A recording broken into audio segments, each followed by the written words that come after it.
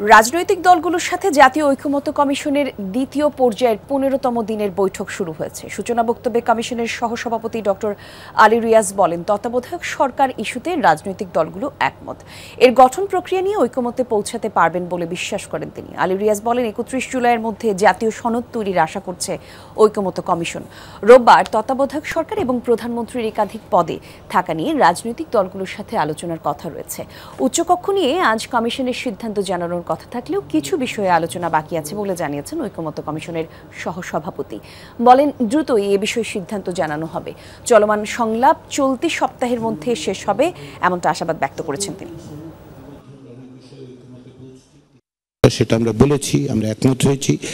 এখন প্রধান উপদেষ্টা নিয়ে এবং কাঠামোর বিষয়ে আলোচনা হবে এবং সেটাতে আমরা একমতের জায়গায় আসতে পারবো বলে কমিশন আশাই শুধু করে না, এটা বিশ্বাসও করে।